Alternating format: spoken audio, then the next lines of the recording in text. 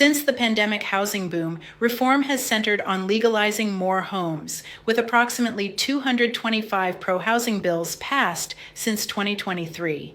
But construction has slowed to its weakest pace since 2020, highlighting a key gap. Zoning may allow housing, but tax policy often determines whether it gets built. That's the missing link in today's pro-housing playbook. Zoning can open the door, but tax policy decides whether anyone walks through it. Until tax systems stop penalizing housing production, many of the country's biggest land use wins are victories on paper only.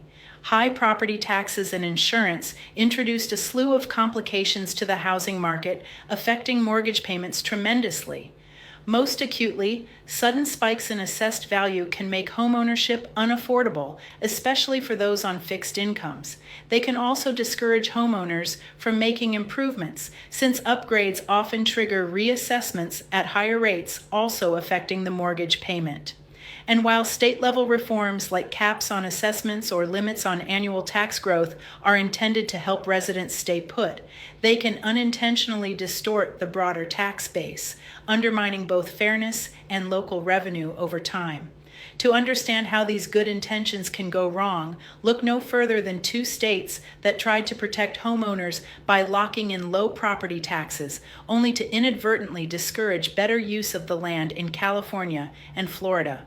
California's Proposition 13 is the clearest case. Passed in 1978, it caps property tax assessments and limits how much they can rise each year. While it succeeded in stabilizing tax bills for longtime owners, it also discouraged them from selling.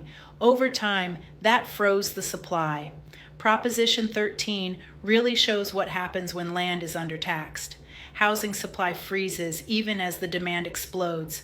There is, however, another way, like Pittsburgh, being a shining example that proves local level can support housing growth rather than choke it.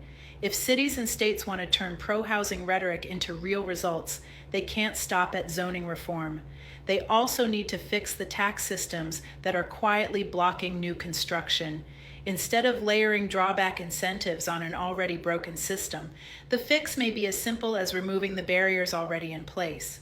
Follow me for more insights on the real estate market in California.